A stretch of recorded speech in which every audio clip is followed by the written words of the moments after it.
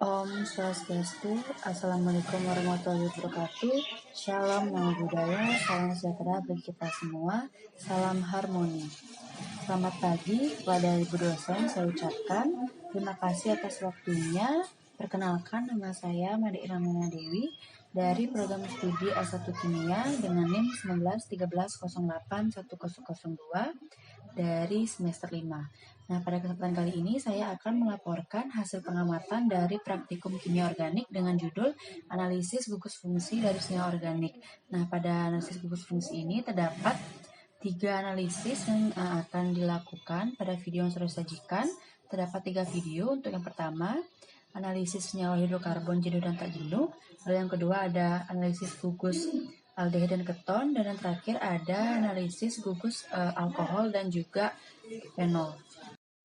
Baik, adapun topik pembahasan yang akan dibahas dalam laporan praktikum kali ini, yang pertama ada judul, lalu ada tujuan, lalu yang kedua ada dasar teori, lalu yang ketiga ada alat dan bahan, dan yang terakhir ada prosedur kerja beserta dengan hasil pembahasan, dan nantinya akan didapatkan kesimpulan dari hasil dan pembahasan. Nah, untuk yang pertama yaitu ada judul dan tujuan, di mana judul praktikum kali ini yaitu analisis gugus fungsi senyawa organik. Nah, dengan tujuan yang pertama, gugus fungsi yang dianalisis itu ada hidrokarbon jenuh dan tak jenuh. Kemudian yang kedua menganalisis senyawa reaksi alkohol dan fenol. Dan yang terakhir ada mengidentifikasi gugus aldehid dan keton. Nah, selanjutnya dasar teori, di mana kita sebelum melakukan praktikum tentu kita harus mengetahui teori-teori dari ketiga gugus ini. Yang pertama hidrokarbon, di mana merupakan suatu senyawa organik yang tersusun atas atom hidrogen dan atom karbon. Berdasarkan bentuk rantai karbonnya, hidrokarbon dapat dibedakan menjadi 2. Yang pertama ada hidrokarbon alifatik, yaitu senyawa-senyawa karbon ditandai oleh rantai karbon terbuka dan mungkin juga bercabang. Senyawa ini juga dapat dibagi menjadi 2, yaitu ada alifatik jenuh dan juga alifatik tak jenuh. Kemudian ada hidrokarbon siklik, yaitu senyawa-senyawa karbon yang rantai C-nya berbentuk cincin atau lingkaran. Dan itu juga dapat mengikat rantai samping. Nah, senyawa hidrokarbon siklik ini dapat dibagi menjadi 2. Ada senyawa karbosiklik dan senyawa-senyawa heterosiklik. Kemudian ada aldehida dan keton, di mana aldehida dan keton ini 2 dari sekian banyak kelompok senyawa organik yang mengandung gugus karbonil. Suatu keton mempunyai 2 gugus alkil atau aril yang terikat pada karbon karbonil, sedangkan aldehida mempunyai sekurangnya 1 atom hidrogen yang terikat pada karbon karbonilnya. OR berikatan dengan C berikatan dengan H, atau RCHR, R berikatan dengan C berikatan dengan R aksen, atau RCOR, di mana suatu aldehida, suatu keton, aldehida dan keton lazim didapat dalam sistem makhluk hidup. Gula ribosa dan hormon betina, progesteron merupakan 2 contoh aldehid dan keton yang penting secara biologis. Banyak aldehid dan keton mempunyai bau yang khas, yang perbedaannya dibedakan di mana dalam bau untuk aldehid berbau merangsang dan keton berbau harum. Misalnya, transinamaldehid adalah komponen utama minyak kayu manis, dan enantiomer karbon yang menimbulkan bau jintan dan tumbuhan permen. Selanjutnya mengenai alkohol dan juga fenol, di mana alkohol dan fenol ini merupakan 2 senyawa organik yang punya struktur yang serupa, tetapi gugus fungsi pada fenol melekat langsung pada cincin aromatik. Hidrokarbon berlaku sebagai dasar pengelompokan senyawa organik. Suatu senyawa non-hidrokarbon yang mana mengandung rantai karbon atau cincin atom-atom karbon yang sama. Yang akan dibahas terbatas pada derivat sederhana yang diperoleh dari menggantikan 1, 2, atau 3 atom hidrogen dalam molekul hidrokarbon dengan atom oksigen atau gugus hidroksil. Adanya atom-atom atau gugus-gugus atom menentukan sebagian besar sifat fisika dan kimia molekul tersebut. Atom ataupun gugus atom yang paling menentukan sifat suatu zat dirujuk sebagai gugus fungsional. Alkohol dan fenol adalah senyawa yang sama-sama mengandung gugus OH. Walaupun sama-sama memiliki gugus OH, akan tetapi sifat keduanya tidaklah sama. Nah, selanjutnya kita beralih pada alat dan bahan. Untuk bahannya sendiri, untuk praktikum dari analisis hidrokarbon jenuh dan tak jenuh itu ada minyak kelapa, N-heksana, Br2 dalam CCl4, KMNO4, Na2CO3, dan asam sulfat. Dan untuk gugus alkohol dan fenol, bahan-bahannya itu ada etanol, 2-propanol, butanol, gliserol, fenol, I2 10% dalam KI, asam setat glasial, asam setat anhidrat, NaOH 10%, FeCl3, H2Cr2O7 10%, dan H2SO4 pekat. Kemudian dalam praktikum menentukan gugus aldehid dan keton, itu ada asetaldehid, aseton, 2,4 dinitrofenilhidrazin dalam HCl, NH4OH2N, AgNO3 sebanyak 0,3 N, Veling A, Veling B, iodin 10% dalam KI, Aquades, dan juga NaOH. Nah, untuk alatnya sendiri dari ketiga analisis gugus fungsi tersebut ada pipet tetes, tabung reaksi, beker gelas, gelas ukur, lampu spiritus, kaki 3, dan kawat kasar. Nah, untuk prosedur kerja sendiri sudah disediakan video untuk ketiga analisis gugus fungsi dari senyawa organik tersebut.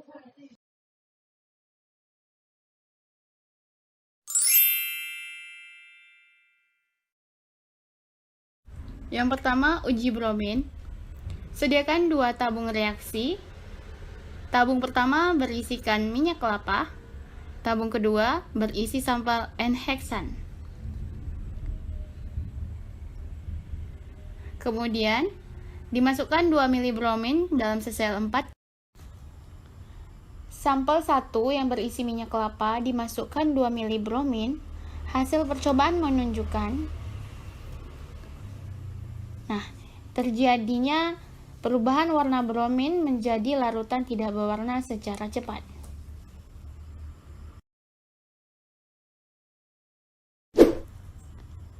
Pada tabung kedua yang berisi sampel N-heksan, dimasukkan 2 ml bromin dalam sesel 4 dan sambil dikocok.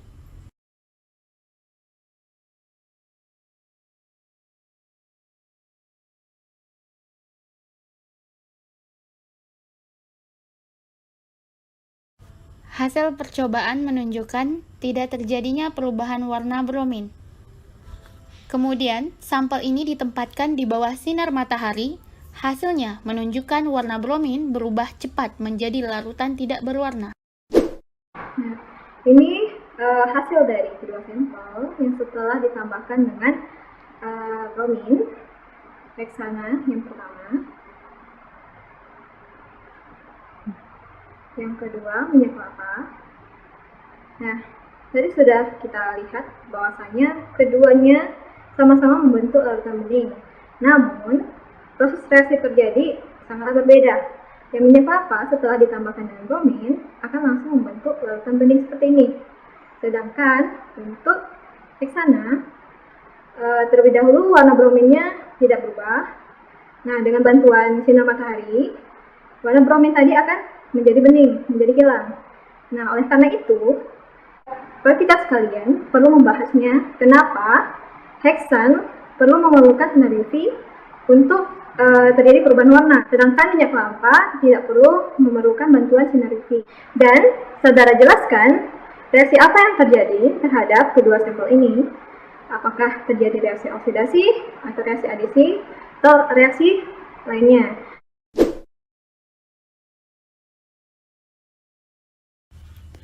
Uji kedua yaitu uji Bayer.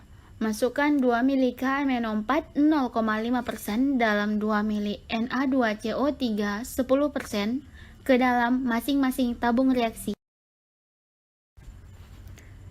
Kemudian, tabung pertama ditetesi dengan sampel minyak kelapa sambil dikocok dan diamati perubahan yang terjadi.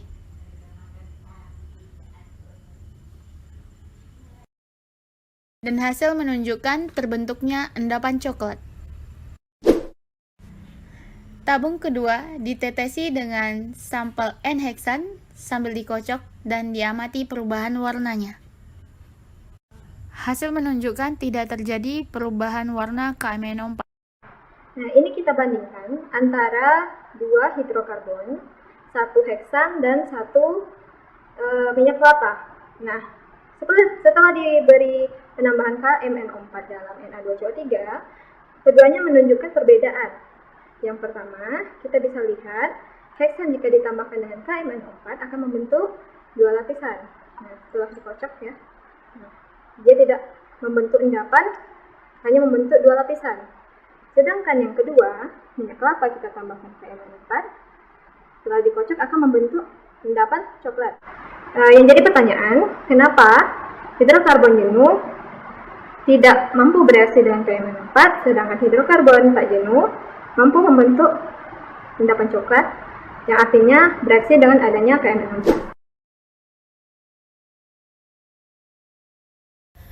Uji ketiga yaitu uji asam sulfat. Sebanyak 1 mili sampel dimasukkan ke dalam masing-masing tabung reaksi.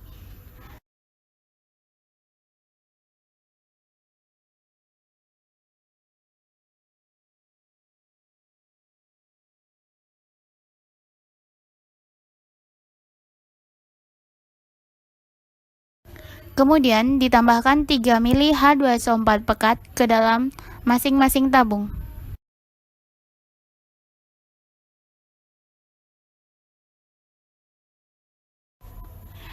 Pada tabung pertama yang berisi sampel minyak kelapa, hasil menunjukkan terjadi panas pada saat dicampur dengan H2SO4 pekat.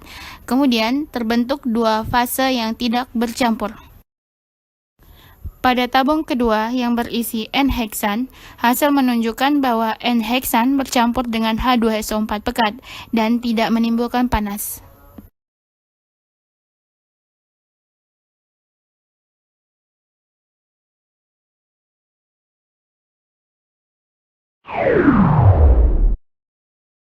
Sampel yang akan dianalisa adalah etanol, 2-propanol, butanol, gliserol, dan fenol. Percobaan pertama, tes kelarutan dalam air. Tes ini berfungsi untuk membedakan tingkat kelarutan alkohol primer, sekunder, tersier, dan fenol. Sampel etanol dimasukkan sebanyak 1 mili ke dalam tabung reaksi. Kemudian dilanjutkan dengan 2-propanol dan sampel lainnya ke dalam tabung reaksi. Sebanyak 2 mili Aquades dimasukkan ke dalam etanol dan sambil dikocok.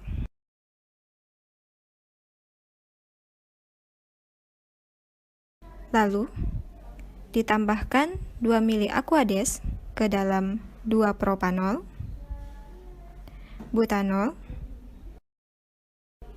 gliserol, dan fenol sambil dikocok. Hasil percobaan menunjukkan etanol larut dalam air, 2-propanol larut dalam air,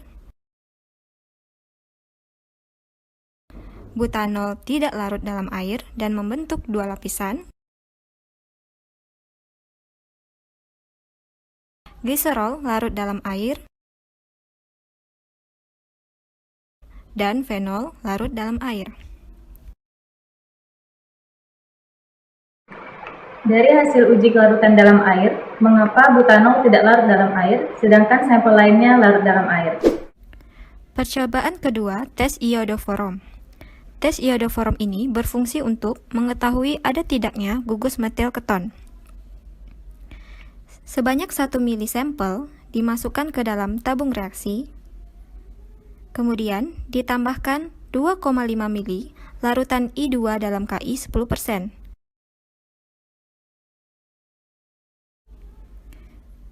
NaOH 10% ditambahkan tetes demi tetes ke dalam tabung reaksi, kemudian sambil dikocok hingga warna coklat iodin hilang dan menjadi larutan kuning jernih.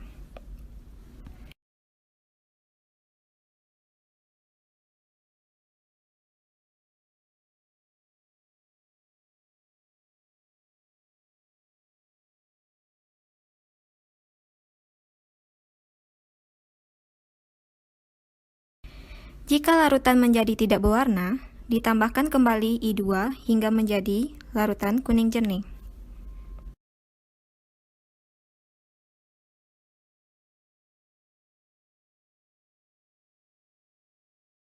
Hasil percobaan menunjukkan etanol berwarna kuning jernih, 2-propanol terbentuk endapan kuning,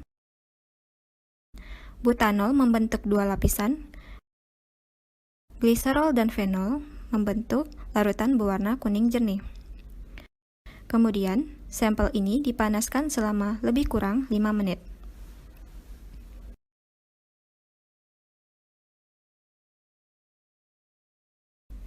Hasil percobaan menunjukkan etanol dan 2-propanol membentuk endapan kuning, butanol, gliserol, dan fenol tidak terbentuk endapan.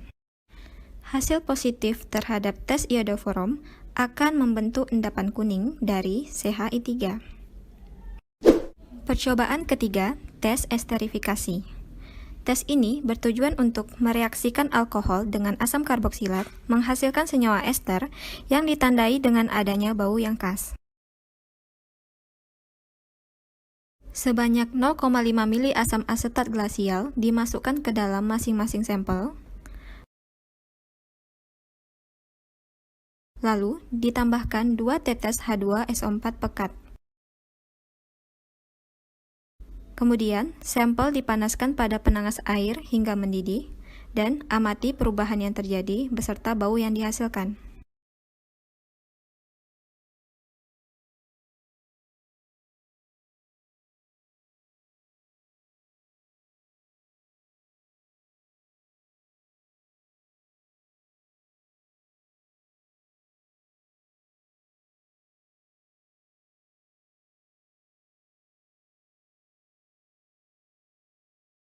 Percobaan keempat, tes oksidasi. Tes ini bertujuan untuk membedakan alkohol primer, sekunder, dan tersier.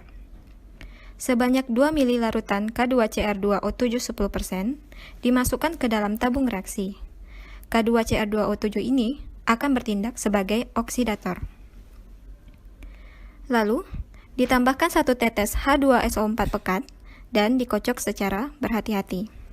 Sebanyak 3 tetes sampel ditambahkan ke dalam masing-masing tabung reaksi dan dipanaskan kembali. Amati perubahan yang terjadi dan bau yang dihasilkan. Dari hasil pengamatan tadi, alkohol jenis apa yang teroksidasi dan produk apakah yang terbentuk? Percobaan kelima, reaksi FeCl3. Sebanyak 1 mili sampel dimasukkan ke dalam tabung reaksi, kemudian ditambahkan 2 mili aquades pada masing-masing tabung reaksi dan dikocok hingga homogen. Pada masing-masing tabung ditambahkan 2 tetes FeCl3 10% dan dikocok hingga homogen. Lalu amati perubahan warna yang terjadi. Hasil menunjukkan bahwa yang terjadi perubahan hanya untuk fenol. Hanya fenol yang bereaksi dengan FeCl.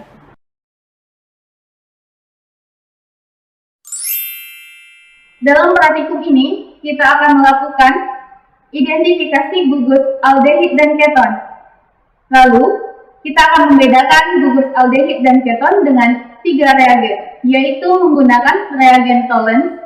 Yang kedua, kita akan menggunakan reagen Vehling A dan Vehling B. Yang ketiga, kita akan menggunakan tes iodoforum. Percobaan pertama, identifikasi gugus aldehid dan keton. Sediakan 2 tabung reaksi. Masukkan 1 mili larutan 2,4 dinitrofenilhidrazin dalam HCl. Kemudian, tambahkan tetes demi tetes asetaldehid. Lalu, amati perubahan yang terjadi. Lalu, pada tabung kedua, ditambahkan tetes demi tetes aseton, dan amati perubahan yang terjadi. Endapan kuning yang terbentuk menandakan adanya gugus aldehid atau keton.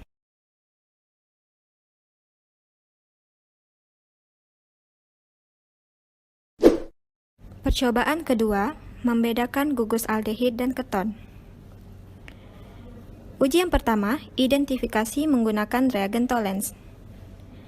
Sediakan 3 tabung reaksi yang telah dibilas dengan NaOH panas dan aquades.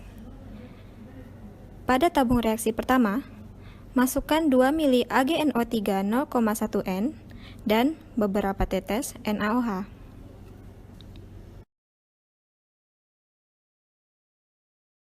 Lalu, tambahkan tetes demi tetes NH4OH2N hingga endapan yang terbentuk larut.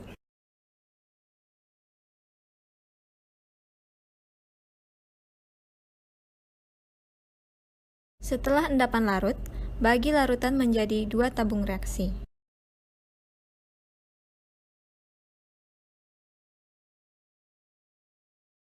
Selanjutnya, tambahkan beberapa tetes asetaldehid dan aseton pada masing-masing tabung reaksi. Kemudian tabung dipanaskan pada penangas air dan amati perubahan yang terjadi.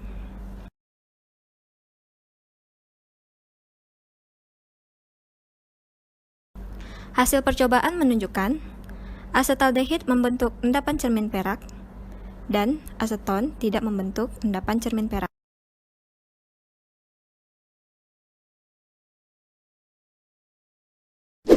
Uji kedua, identifikasi menggunakan reagen Vehling A dan Vehling B. Sediakan 2 tabung reaksi. Pada masing-masing tabung, campurkan 4 tetes Vehling A dan 4 tetes Vehling B.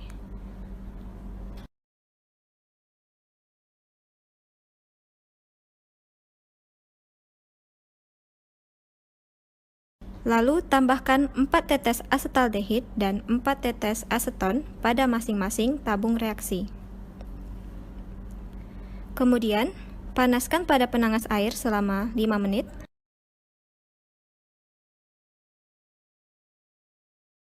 Amati perubahan yang terjadi.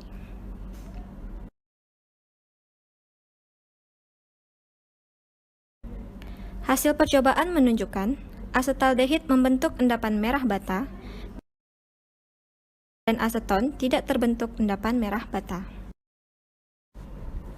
Pertanyaannya, mengapa pada uji reagen Tollens dan Vehling A dan B, senyawa keton tidak bisa bereaksi? Percobaan ketiga, tes iodoforom. Dimasukkan I2 dalam KI ke 2 tabung yang telah berisi sampel.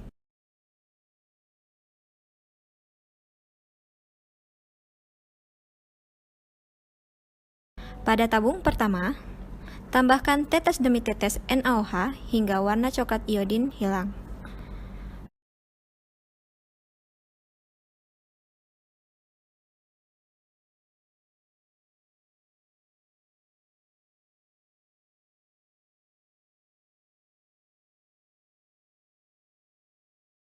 Pada tabung kedua, tambahkan tetes demi tetes NaOH hingga warna coklat iodin hilang. Apabila larutan menjadi tidak berwarna, tambahkan kembali larutan I2 secukupnya sampai terbentuk larutan kuning jernih. Tabung reaksi kemudian dipanaskan pada penangas air selama 5 menit dan amati perubahan yang terjadi. Hasil percobaan menunjukkan asetaldehid dan aseton membentuk endapan kuning. Nah, setelah mengamati video yang sudah disajikan, didapatkan hasil dan pembahasan sebagai berikut.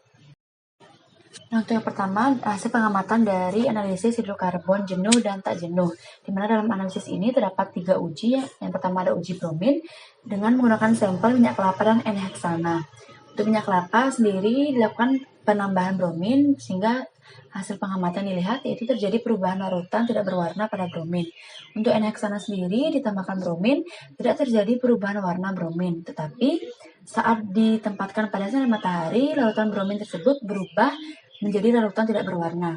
Kemudian ada uji Bayer, uji yang kedua dengan sampel yang sama yaitu minyak kelapa dan N-heksana ditambahkan KMNO4. Untuk kedua sampel, untuk minyak kelapa terbentuk endapan coklat dan untuk N-heksana terbentuk 2 lapisan. Kemudian ada uji asam sulfat dengan sampel yang sama yaitu minyak kelapa dan N-heksana dengan perlakuan penambahan asam sulfat pekat. Di mana untuk minyak kelapa didapatkan hasil pengamatan itu terbentuk 2 fase dan terjadi panas saat dicampur. Kemudian untuk N-heksana sendiri tidak menimbulkan panas.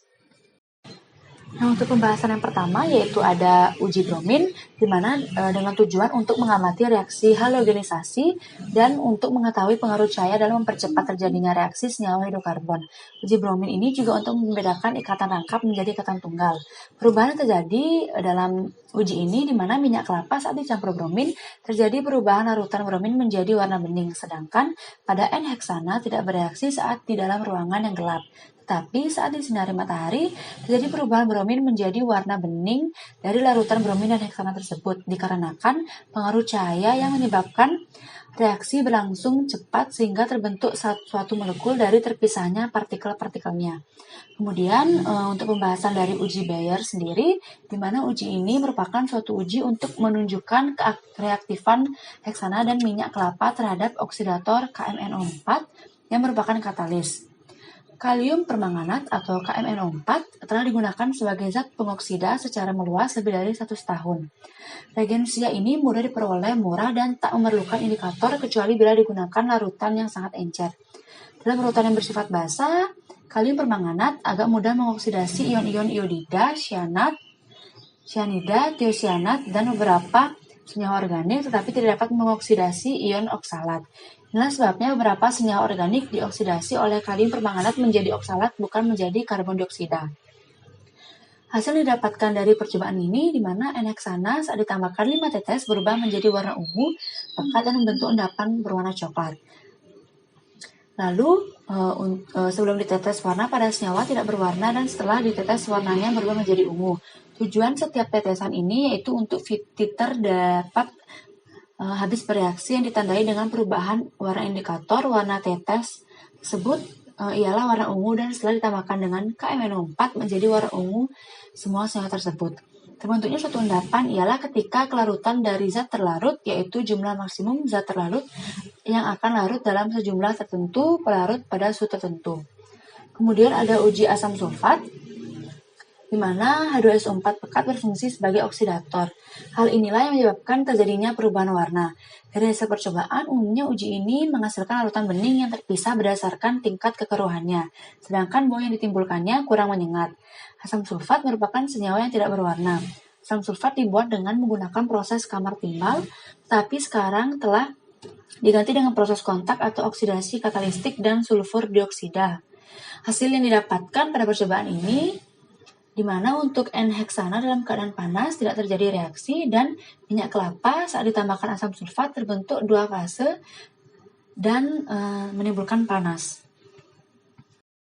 Kemudian untuk yang kedua ada hasil pengamatan dari alkohol dan fenol, di mana terdapat 5 tes atau 5 uji. Yang pertama ada tes kelarutan dalam air menggunakan 5 sampel yaitu etanol, 2 propanol, butanol, gliserol, dan juga fenol. Nah, dalam tes kelarutan ini ditambahkan dengan aqueous. Dengan hasil pengamatan untuk etanol itu larut dalam air, 2 propanol larut dalam air, butanol tidak larut, dan gliserol dan fenol larut dalam air. Kemudian untuk tes yang kedua ada tes iodoform menggunakan sampel yang sama, di mana yang pertama dilakukan penambahan larutan I2 dalam KI dan juga NaOH. Dengan hasil pengamatan untuk etanol itu berwarna kuning, 2 propanol berbentuk endapan, kemudian ada butanol berbentuk 2 lapisan, gliserol berwarna kuning, dan fenol berwarna kuning. Kemudian untuk perlakuan yang kedua yaitu memanaskannya selama 5 menit, didapatkan hasil di mana untuk etanol berbentuk endapan kuning, 2 propanol berbentuk endapan kuning, butanol tidak berbentuk endapan kuning, dan begitu juga dengan gliserol dan juga fenol tidak berbentuk endapan. Nah, untuk tes yang ketiga atau uji yang ketiga yaitu ada esterifikasi dengan sampel yang sama dengan perlakuan penambahan asam asetat glasial, asam sulfat, dan nantinya akan dipanaskan. Lalu hasil pengamatan yang dapat untuk etanol itu berbau balon tiup, 2 propanol bau apel, butanol berbau pisang, gliserol berbau permen, dan fenol berbau madu.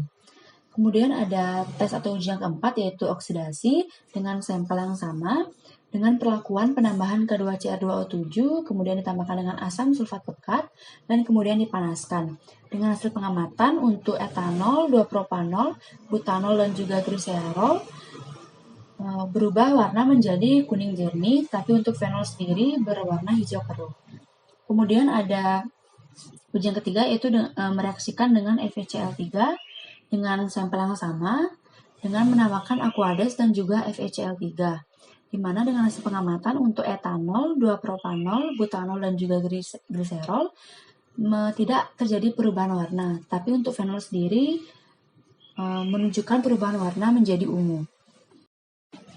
Nah, untuk hasil pengamatan dari alkohol dan fenol, ada pembahasannya. Untuk pertama ada tes kelarutan dalam air, di mana pada percobaan ini bertujuan untuk menganalisis kelarutan alkohol dan fenol dalam pelarut air yang bersifat polar. Percobaan ini akan merujuk kepada prinsip let dissolve light, yang bermakna suatu zat hanya akan larut pada pelarut yang sesuai. Dengan kata lain, senyawa polar hanya akan larut dalam senyawa polar, dan senyawa non-polar hanya akan larut dalam senyawa non-polar. Selain itu, kelarutan dipengaruhi oleh beberapa faktor, yaitu tetapan dielektrik, dapat tidaknya membentuk ikatan hidrogen, panjang rantai atom karbon, kemiripan struktur, dan lain-lainnya. Dari hasil pengamatan, etanol, 2-propanol, gliserol, dan fenol larut dalam air. Keempat larutan ini membentuk satu fasa, yang disebabkan karena etanol memiliki gugus alkil berantai pendek sehingga tidak merubah tingkat keelektronegatifan, dan gugus hidroksil OH pada etanol tersebut mengambil bagian yang lebih besar dalam molekulnya.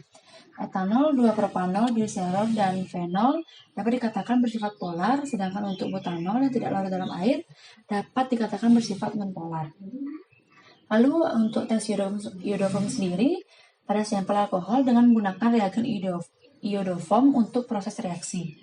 Hasil yang diperoleh sebelum penambahan NaOH dan setelah penambahan iodium, yaitu etanol berwarna kuning, butanol berwarna kuning dan berbentuk dua lapisan, dan 2-propanol, gliserol, dan fenol warna larutan berwarna kuning. Nah, setelah penambahan NaOH mendapatkan hasil yaitu untuk etanol setelah penambahan 5 tetes NaOH, warna kuning dari iodiumnya hilang. Pada butanol setelah bereaksi dengan I2 dalam NaOH akan memberikan endapan kuning iodoform. Reaksi ini adalah reaksi terhadap tes. Sedangkan warna kuning yang menghilang, hal itu disebabkan karena iodium yang terdapat dalam campuran larutan tersebut larut setelah penambahan NaOH. Adapun persamaan reaksi dalam tes iodoform ini yaitu RCHOH-CH3 ditambahkan dengan I2 ditambahkan dengan NaOH akan menghasilkan reaksi RCONA ditambahkan dengan 5NaI ditambahkan dengan 5H2O dan CHI3. Lalu untuk tes esterifikasi sendiri, pada percobaan ini dilakukan proses pemanasan. Tujuan dari pemanasan tersebut untuk menyempurnakan reaksi, yakni dengan mendidihkan campuran lalu mengkondensasi uap dengan pendingin air. Hasil didapatkan dari percobaan ini yaitu pada sampel sebelum dipanaskan larutan etanol bening, butanol bening, dan juga isoamil alkohol bening. Sedangkan setelah proses pemanasan dan ditambahkan asam asetat glasial, asam sulfat, hasil yang diperoleh yaitu untuk etanol berbau balon tiup, 2-propanol menghasilkan bau apel, butanol berbau pisang, gliserol berbau permen, dan fenol menghasilkan bau madu. Nah, kemudian untuk pembahasan dari tes oksidasi, di mana pada tes ini digunakan untuk membedakan alkohol primer dan sekunder dan juga tersier. Dengan menggunakan kromat yang diasamkan, alkohol primer dioksidasi menjadi aldehida, alkohol sekunder dioksidasi menjadi keton, tetapi alkohol tersier tidak dapat teroksidasi. Jika terjadi oksidasi, warna jingga dari kalium kromat berubah menjadi warna hijau atau ion Cr3+. Pada tes oksidasi ini, hanya fenol yang menunjukkan perubahan warna menjadi hijau keruh, yang artinya fenol dapat bereaksi dengan ion kromat sehingga alkohol yang teroksidasi yaitu alkohol sekunder. Kemudian untuk reaksi FeCl, di mana dilakukan pereaksian alkohol dan fenol dengan FeCl3. Percobaan ini dilakukan untuk mengetahui senyawa yang merupakan alkoksi kuat atau lemah dengan melihat perubahan warna saat reaksi terjadi. Jika bereaksi, larutan akan berubah menjadi warna ungu kehitaman. Selain percobaan ini juga dapat digunakan untuk membedakan alkohol alfatik dan alkohol aromatik. Setelah dilakukan percobaan didapatkan pada etanol, 2-propanol, gliserol, dan butanol yang dicampurkan dengan FeCl3, larutan menjadi berwarna kuning. Hal ini menunjukkan bahwa alkohol tidak bereaksi dengan larutan FeCl3 dan tidak larut. Warna kekuning-kuningan adalah warna dari larutan FeCl3. Selain itu, hal ini menunjukkan bahwa alkohol merupakan alkoksik lemah karena tidak membentuk senyawa kompleks. Sedangkan setelah fenol direaksikan dengan FeCl3 menghasilkan warna ungu kehitaman, yang berarti fenol merupakan alkoksik kuat. Hal ini karena telah terbentuk dari Fe3+ dengan fenol. Nol merupakan senyawa yang mengandung gugus hidroksil dan terikat pada karbon tak jenuh, sehingga dapat bereaksi dengan FeCl3 dan membentuk senyawa kompleks berwarna ungu kehitaman. Kemudian ada hasil pengamatan pada analisis yang terakhir, yaitu identifikasi gugus aldehid dan keton. Terdapat 4 uji. Yang pertama, menguji dengan dinitrofenyl hidrasil, di mana dengan sampel asetaldehid dan juga aseton. Saat dinitrofenyl hidrasil ditambahkan dengan asetaldehid, begitu juga dengan ditambahkannya aseton, kedua sampel tersebut menghasilkan endapan berwarna kuning. Kemudian untuk uji tolens, di mana menggunakan campuran AgNO3, NaOH dan juga NH4OH2, di mana asetaldehid ini ditambahkan campuran AgNO3, NaOH dan juga NH4OH, kemudian dipanaskan menghasilkan endapan cermin perak. Tetapi pada aseton saat ditambahkan campuran AgNO3, NaOH dan juga NH4OH 2 kali dan kemudian dipanaskan, tidak terbentuk endapan cermin perak. Kemudian untuk uji ketiga, uji failing A dan B, di mana dalam failing A dan B ini dibagi menjadi dua tabung. Untuk yang pertama, failing A dan failing B ini ditambahkan dengan asetaldehid, kemudian dipanaskan dengan hasil pengamatan yaitu terbentuk endapan merah bata. Lalu untuk tabung yang kedua, ada failing A dan B di tabung yang berbeda ini ditambahkan juga dengan aseton, lalu dipanaskan yang menghasilkan tidak terjadinya endapan merah bata. Kemudian pada uji yang terakhir yaitu uji iodoform, di mana menggunakan sampel yang sama yaitu asetaldehid dan juga aseton dengan perlakuan menambahkan I2 dan NaOH, kemudian kedua sampel tersebut dipanaskan sehingga keduanya sama-sama menghasilkan endapan berwarna kuning. Nah, untuk pembahasan dari hasil pengamatan identifikasi gugus aldehid dan keton, untuk yang pertama ada uji aldehid dan keton dengan dinitrofenyl hidrasil menunjukkan hasil positif untuk aldehid dan keton, tapi tidak untuk alkena, ester, amida maupun asam. Uji ini menunjukkan bagaimana H2NZ reagen bereaksi dengan aldehid ataupun keton untuk mengeliminasi air dan membentuk ikatan C rangkap N rangkap tunggal Z DNP dapat larut dalam air. Tapi setelah bereaksi dengan aldehid atau keton, maka senyawa yang terbentuk langsung mengendap dari larutan. Warna dari endapan yang terbentuk dapat memberi informasi tertentu. Senyawa karbonil jenuh cenderung memberikan warna kuning, sedangkan aldehid atau keton yang tidak jenuh memberikan warna merah atau oranye. Eksperimen ini sangat baik sebagai penguji ketika keberadaan aldehid dan keton tidak diketahui. Kemudian ada uji yang kedua, ada uji tolens, di mana uji dengan reaksi tolens dengan menambahkan AgNO3 pada masing-masing sampel dan tetes demi tetes NaH4OH sebagai reaksi tolens. Dari hasil pengamatan untuk sampel asetaldehid setelah dipanaskan terbentuk endapan cermin perak karena aldehid dapat mereduksi reaksi tolens sehingga membebaskan unsur perak atau Ag sehingga terbentuk cermin perak. Sedangkan untuk aseton tidak terjadi perubahan atau tidak terbentuk endapan cermin perak karena aseton sulit teroksidasi dengan ion-ion perak dari perak nitrat dan amonium pengoksidasi dan mampu mereduksi dari Ag3+ menjadi Ag+. Fungsi dari penambahan amonium hidroksida ini yaitu sebagai medium pembentuk basa dan sebagai donor proton atom oksigen untuk pembentukan senyawa karboksilat. Lalu ada ujian ketiga, ada failing A dan B, di mana pada uji ini digunakan failing A dan B yang ditambahkan pada asetaldehid dan aseton. Pada asetaldehid yang ditambahkan failing A dan B dan dipanaskan terbentuk endapan merah bata. Hal ini dikarenakan aldehid mampu mereduksi CO2+ menjadi CO+ sehingga terbentuk endapan merah bata. Tapi sedangkan pada aseton yang ditambahkan reaksi failing setelah dipanaskan tidak terjadi perubahan warna dan tidak terbentuk endapan merah bata.